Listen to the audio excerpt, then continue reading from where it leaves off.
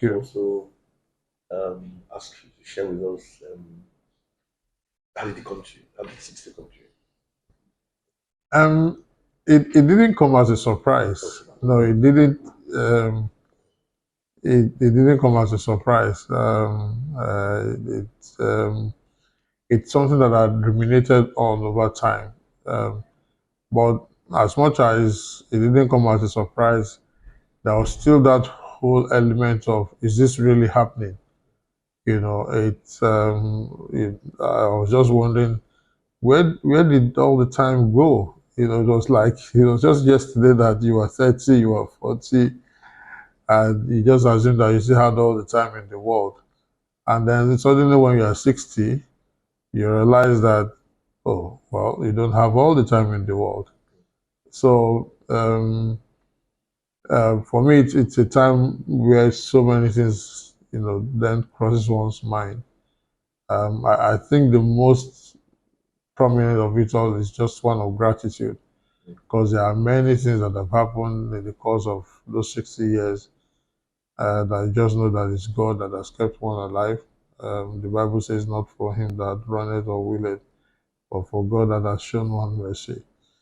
So it's one of gratitude. The second is also that it's an opportunity to basically recalibrate, one's life journey, and it's something that you have to try and do intentionally. You've lived this long, and God has been kind to one. Then it makes sense for one to be conscious of, okay, what are your next steps going to be? What are your choices? What are your options? I think it's fair to give one that benefit and that opportunity. I think the thought for me would then be to, in the mix of all of that, to look at legacy. I think anybody that attains this kind of age should then be conscious about legacy. So those are the things for me. And then turning 60, before now, 60 used to be like, oh, that's, I mean, it's far away and all of that. But suddenly you look around and many people are turning 60. And then, of course, what's the feeling like in terms of the age itself and, of course, um, how one copes with it in terms of the reality of the age? I honestly don't feel any difference. I'm conscious of it, but I don't feel any different. I'm conscious of it to the extent that maybe it confers certain privileges on one, depending on one's state of mind and one's orientation. Um, but beyond that, for me, it's actually that, like I said earlier, I think it's a point where you need to look at things on the different perspective. Most certainly, there have to be changes. You have to cut yourself some slack. Like I said to some people, at 60, frankly, you don't have anything new to prove. So there's no point in continuing to hit your head against the wall because you want to get certain things done. One's steps, one's ambitions, one's aspirations have to be very well measured this time. I mean, going forward. Um, on a physical basis, of course, you will notice that maybe you are slowing down a lot more than you used to do. And again, one needs to be conscious about one's health. It's very important. For me personally, the accusation I've always had from people is that I don't sleep enough. So I need to learn how to sleep a lot more. Excuse me. I hear that you need to sleep minimum of 8 hours. So I'll try how to consciously sleep 8 hours and maybe more, and not see it as being indolent when you sleep less. And I hope it's not too late late in the day to start that. So I need to learn to sleep, and of course to also get to do some very modest physical exercise more. Get outdoors a lot more. Again, some of these things have been long ingrained over the years because because of the sedentary way in which one's professional lifestyle had been. So again, this has to be conscious efforts to say, look, this time around, even if you don't hit the ball, sit on the golf course, sit with friends at the club, be outdoors, that kind of thing. I travel quite a bit, and I've been privileged to at least enjoy the fresh air while I travel in the literal sense. So I plan to do that a lot more. On the psychological side, it's really that again, the numbers are the numbers. There are situations that you can't help. And for me, being a plan B, plan C, plan D person, I've learned over the years to always look at the bright side of things and to always understand that there will always be a silver lining in the cloud. And above everything, to always see the glass as half full rather than half empty. I think more than any other thing that keeps one going. So no matter how challenging the situation is, by faith, I'm always very optimistic. I'm a naturally optimistic person. I I believe in the capacity that God has given the average human being and the originality that He has bestowed on us as individuals. And that for me is incontrovertible. I believe that God made original 7, 8 billion people on the face of the earth, and none is a copy. And everybody has their own individual talents and endowments, and that's the basis on which I also relate with people. So what that helps me to do is to at least have um, a, a, a healthy respect for people, for their perspectives, for what they bring to the table, at least potentially. So to that extent, it also makes it easy for me to relate with people. So I can usually what I do is I am able to psychoanalyze or contextualize people. So I don't usually get disappointed or disillusioned if people turn out in particular ways because long before it happens, I can envisage it. So I modify my interface with people on that basis. So rather than allow myself to be so hugely disappointed, because it's already part of what is I find in the viewfinder, I just modify it and relate with them on that basis. And so that helps me to manage. So from the physical to the psychological to the physiological, all of those elements, I think, helps me to cope with turning 60. Some of the other assumptions that I make also, frankly, going forward, long before I turn 60, is also that I honestly don't believe in retirement. I've looked at situations where people say I'm retiring, and it's almost like something snaps, something breaks. And many times, even when people know that they will retire, the moment they say I've retired, it's almost like it's a totally different ball game, a totally different world. Most often than not, they are not always fully prepared for that retirement. And this is not just about upkeep or ways of earning a living or whatever. No. In many situations, people have access, maybe for those who are in the public service, they have access to, well, in some of the situations, don't let me say, no, they have access to their gratuities and their pension, and in a modest way, they can keep going. But in terms of functional engagement and pragmatic engagement, there's always something missing. And so what we found is that the moment you allow your brain to deaccelerate because you think, okay, no, I don't need you anymore. I've done all my work. My work is done, and I'm moving on to other things where I just need to sit, read the paper, sleep, and just lie around. Then it just basically starts to depreciate. So I've seen that happen a great deal. I've seen people who also maybe even they have means, but because they don't know how to apply themselves because they say I've retired, then that also becomes a problem. So over the years, I've studied that and I've said to myself, you know what? There's nothing like retirement. In any case, technology and what um, the advances in health sciences has brought to us has made that practically impossible for you to just say, I want to retire.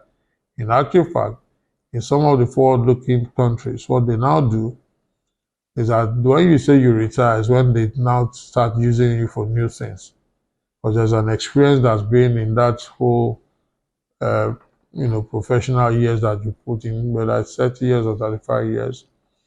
And so they now harvest all the things that you've done in those years, and see how that can be part of a future that they want to build, using new streams of learnings with younger people.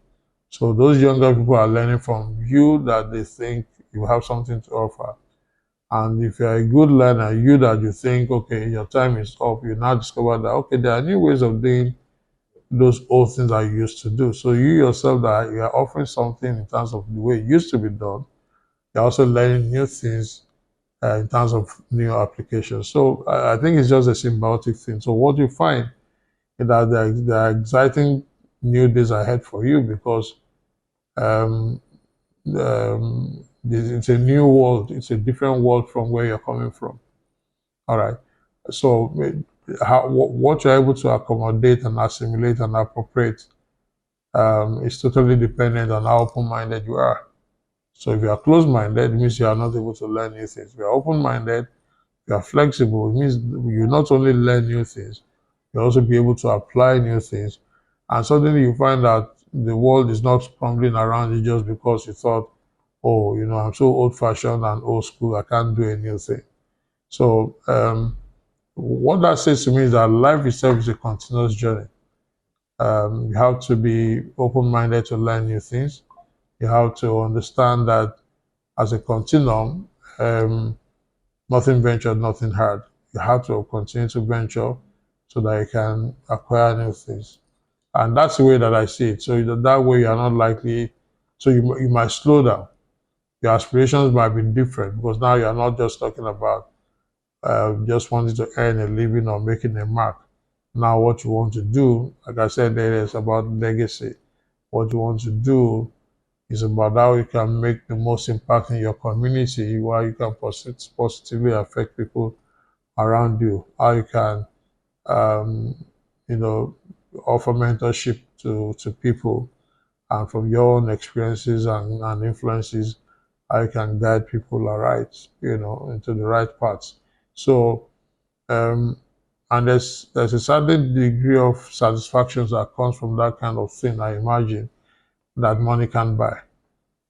So it's about profitable ventures that's not tied to cash, that's not tied to money. What's the celebration? How did you celebrate? Well, I mean, so for me, I do know that I can't have quote unquote a quiet celebration. Number one, I come from a family that we have a tradition of celebrating. I mean, there's nothing. We always celebrate birthdays, so it's been a tradition. So even if you want to have a quiet one, I mean, there have been years that I've said to myself, I will lock myself in my uh, in my house, and I won't. I just want to be on my own, and then people will show up, bringing their own food, bringing their own drinks, even bringing their own tents. I remember a particular year like that. I just felt like being on my own, and suddenly I looked out of my window. There was a tent up. There were tables being set up. Drinks came from nowhere and all of that. Um, but being a milestone and a landmark, quite obviously it was an open house. So you had different people, old friends coming up. And certainly my colleagues in the office, danced up a storm, music all about it. So it was quite a good experience. I think for me, again, the most interesting thing was the effusiveness of people calling, texting, messaging, just to offer their warm wishes and congratulations and prayers for the milestone. As I speak, I see quite a number of messages that I've not been able to attend to. People went out of their way to even, develop messages on video messages, special compositions, radio stations, print items. I really feel honored. I really thank God for the grace, and I feel really loved. So it was a good celebration. What has changed about Dr. Tunji? That's I don't think anything much has changed about me. It's just like I said, I've become a lot more self-conscious. When people now start using like the grandpa mode for you, and a few incidents have happened in the recent past that just basically almost one. For instance, I've arrived the country and you're on a queue, say at immigration, and it's a long queue, and the immigration guys come and they just handpick you out of a number of people. They say, "Sir, please come with us," and they make you just basically shunt and give you preferential treatment to go forward, so that you go ahead of the queue. And I have an attitude to those kind of things. I mean, like I always say to people, yes, you can arrange for some kind of special treatment for you to be picked from the food or the aircraft, but I'm always very conscious that if I don't do that abroad, I shouldn't be doing it in my own country. So I basically just stay on the line. So a few times that has happened, I'm always like, okay, why are they picking me? I don't have white hair. I don't think I look that old. And so when they say that to me, I'm like, is it that I'm looking old, or is it that, so that has happened. The second one the other one that also happened that was very interesting during the last elections.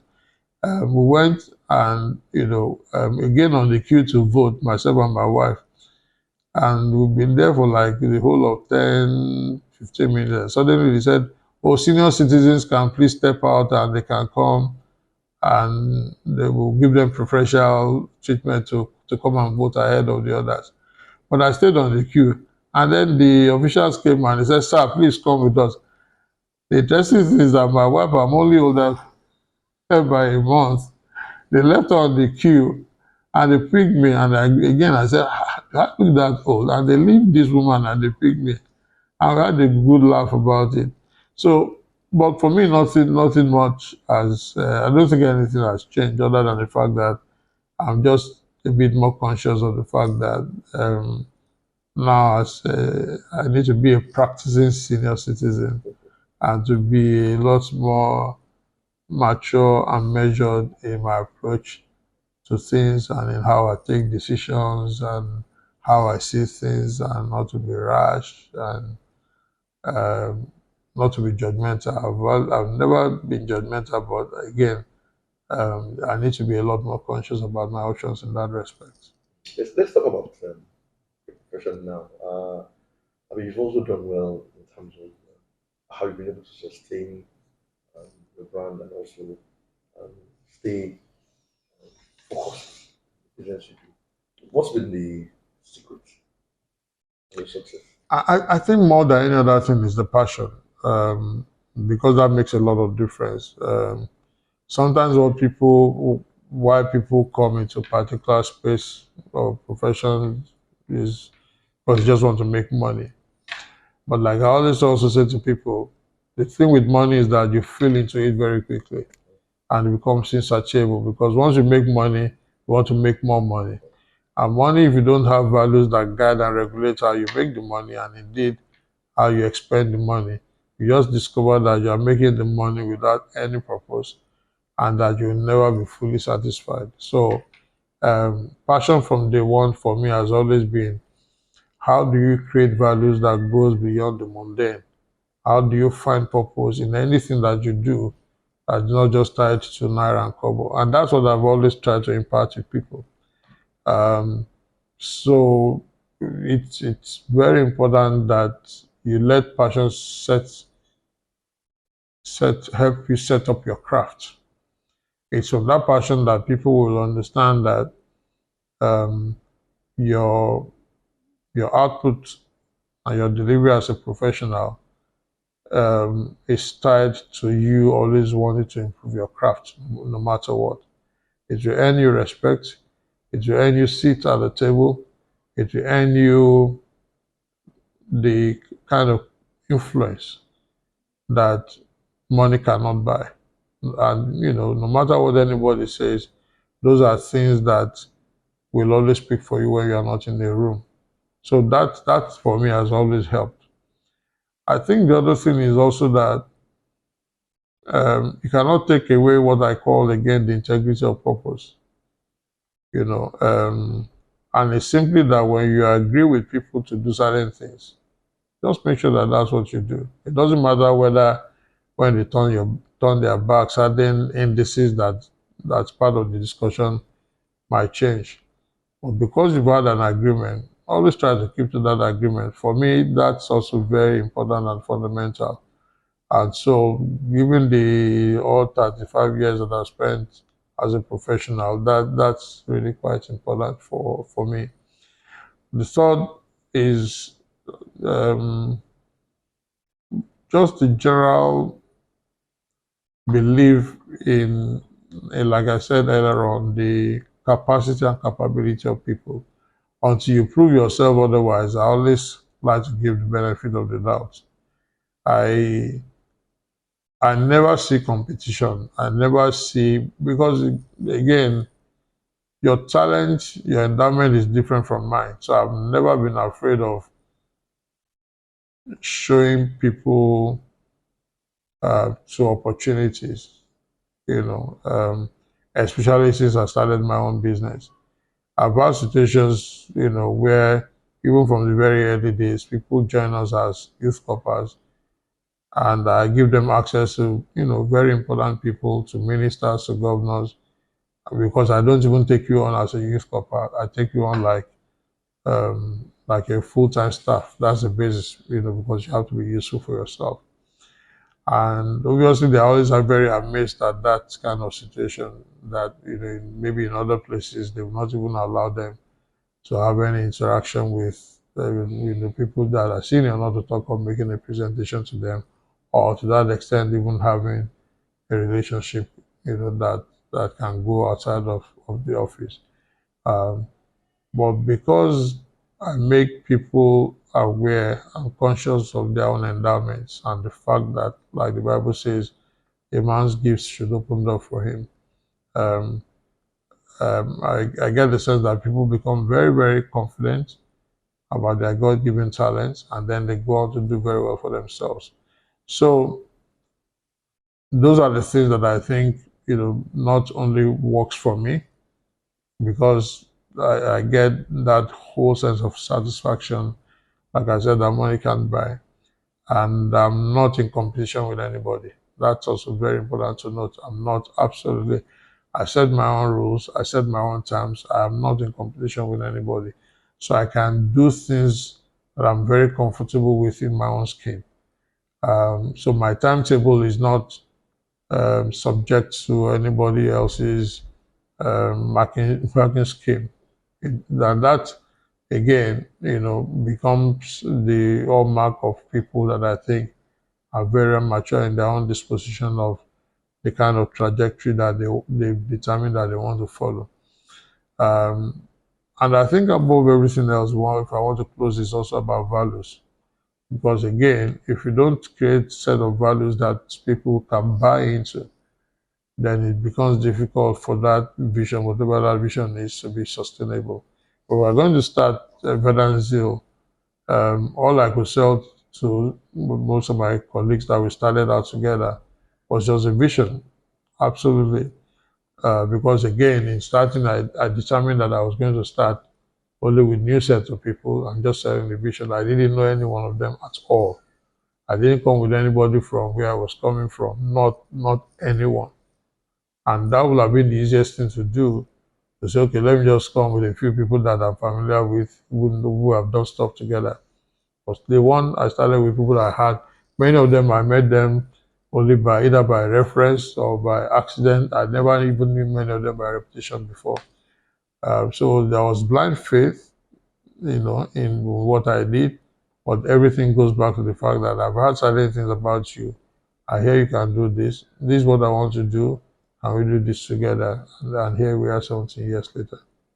Globally, the game changed for a lot of the sectors and the practitioners of the sectors. How did you respond to the changes that you noticed in the practice?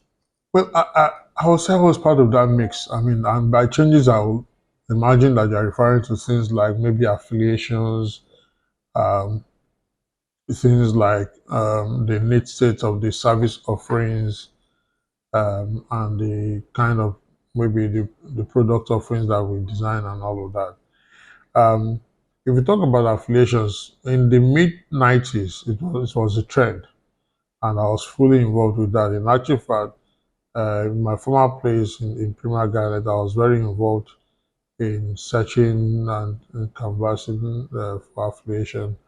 And when we eventually went for Ogilvy.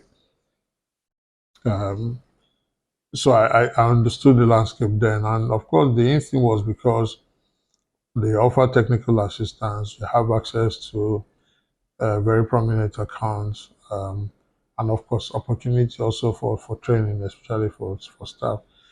But within the space of 8 to 10 years, that changed gradually. And the reason why it changed was that Africa itself emerged, just started to evolve in a very compound way. Um, and part of that evolution was tied to what I call a cultural renaissance in terms of our music, our fashion, um, uh, uh, ways of life that became of interest to the West.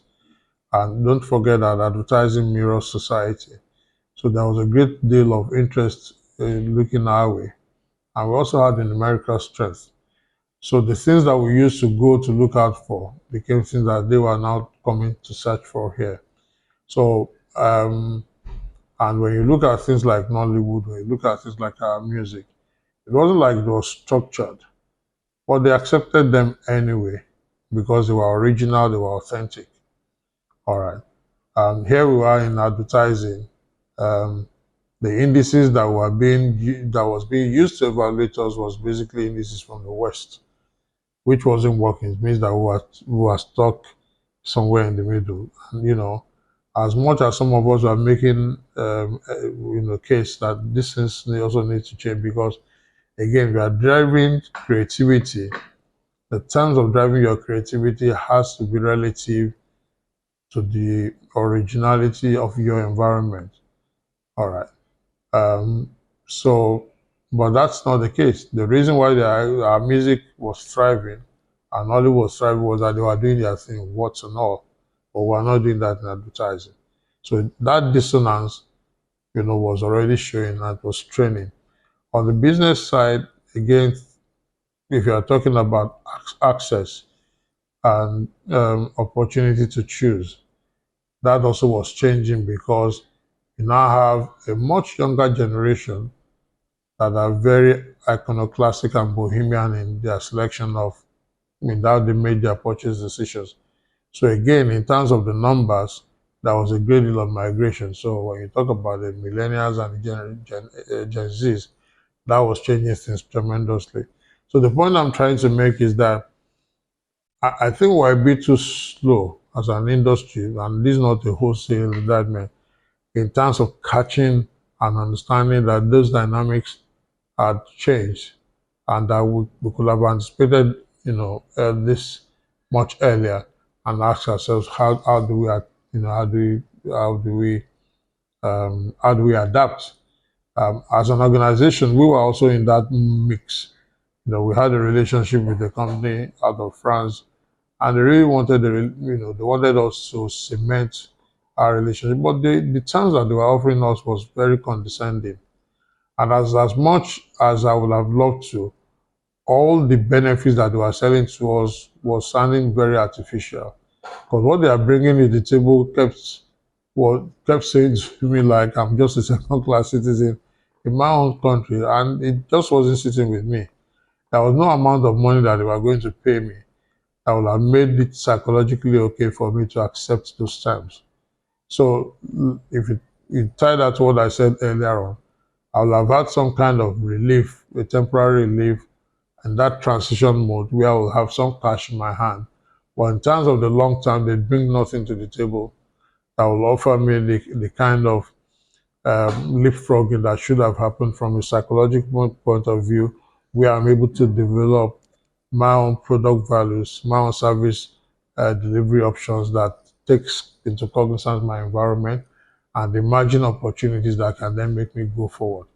So if you look at other areas of the economy, like the startups in the fintechs, they were doing stuff. I mean, from this same environment, you have the unicorns emerging. In actual fact, the first unicorn that emerged, I have personally the pleasure and privilege of working on the marketing strategy for it, which was InterSwitch. I worked on the very first marketing document for InterSwitch years ago. So if they are emerging and getting stronger because their mindset is different, how can I just be making progress standing on the same spot, having a totally different orientation? I think that's where the dissonance is.